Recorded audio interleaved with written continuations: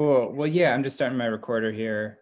So yeah, this should be like super, super simple. We're just going to talk about the art, kind of how the process came together. I contacted you, right, Julian? I can't remember who linked us up. Was it actually Lisi? Was it? I think it was Dave. Oh, it was probably through Dave.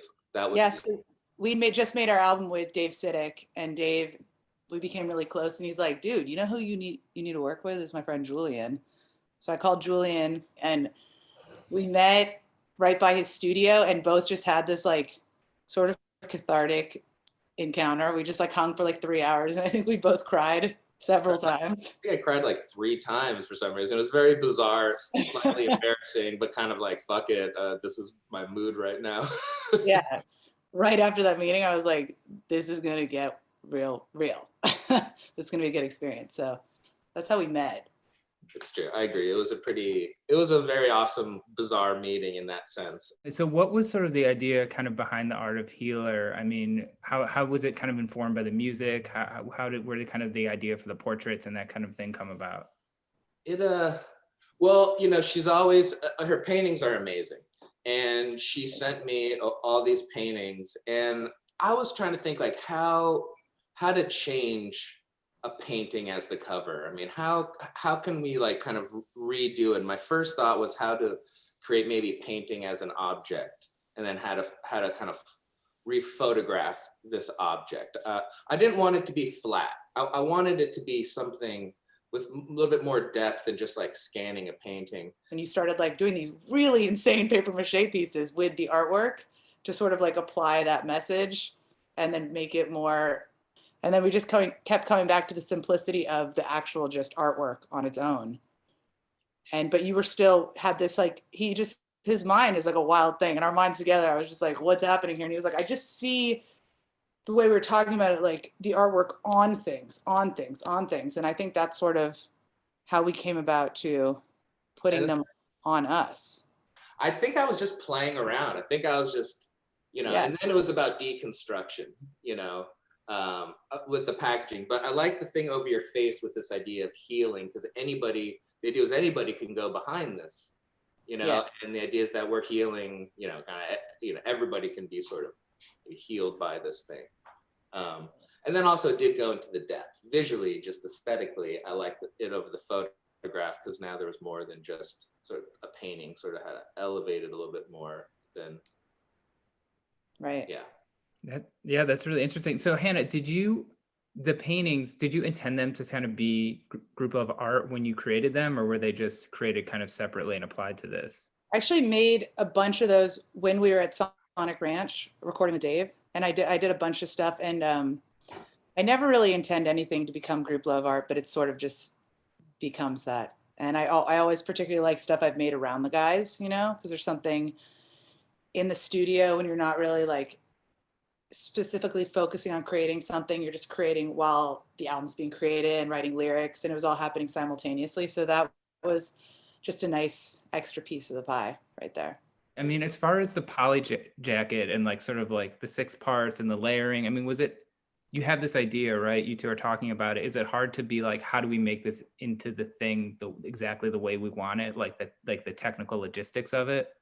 Oh my God, talking to Julian when he was doing the technical logistics. I think that like, from my perspective, I've never honestly collaborated like this before. And I had so much trust in him because he's psychedelic like I am. So once the idea is created, he knows that he can make it. Like there's always budget issues and things like that with the label that you're just like, we will figure this out. So how long sort of was the process, I guess, for creating the Healer art kind of from start to finish? It's like 40 years.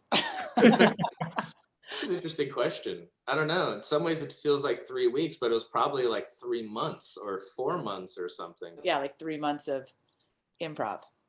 I mean, it's so fun though. I love that. Yeah, it was fun. The whole experience was fun. It was also really fun to work with someone who fit right into our band, which was just like, everyone was down. Like once they met Julian, they were like, oh. And immediately everybody in that band was just somebody who you just kind of feel like you care for somebody very easily and quickly sometimes. And that's how it was with all of them, man.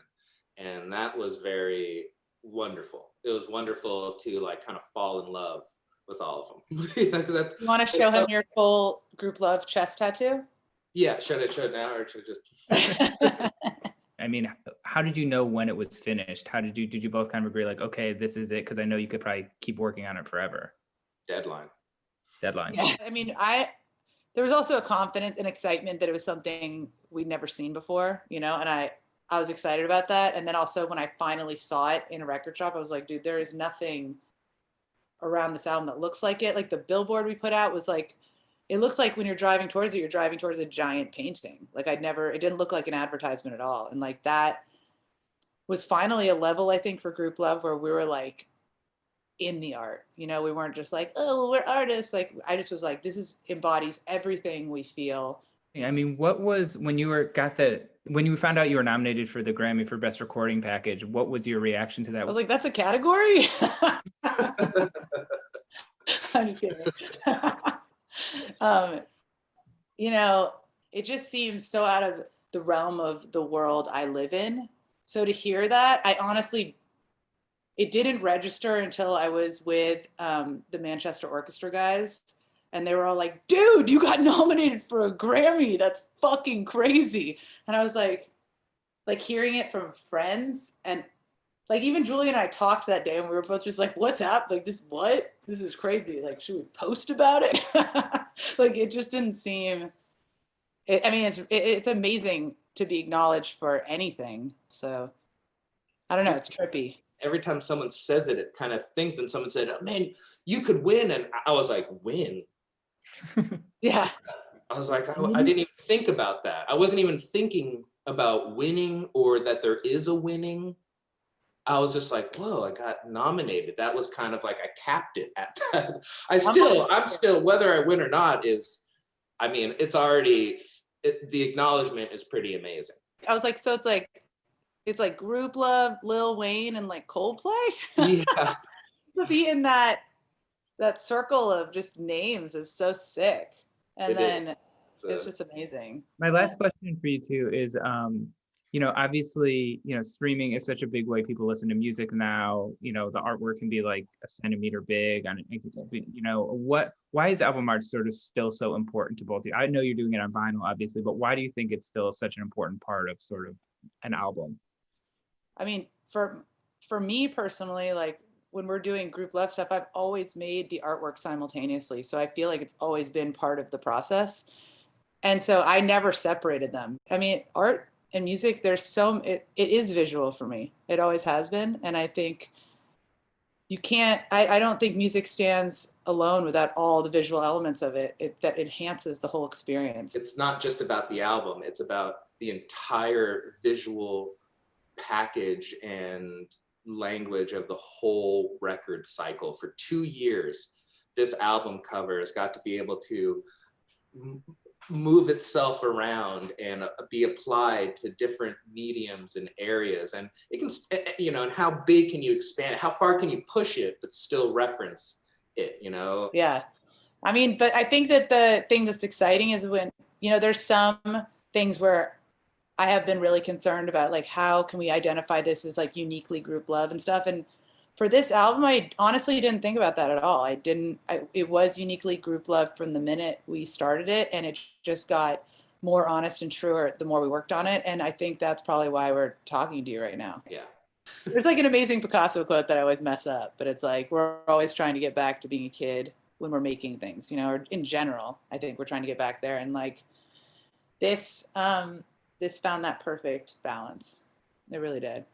It was interesting. Not to toot our own horn too much. This is the best artwork ever. But yeah, I mean, this is a super fascinating conversation. I feel like I could listen to you two talk about this like all day. Good luck with the Grammy thing. Dude, thank you. Root for us. Thanks, Anna Julian. Thanks. Thank you. Yeah, thank you so much. For setting it up. You got it. All right, cool. Thanks, guys. Bye, guys.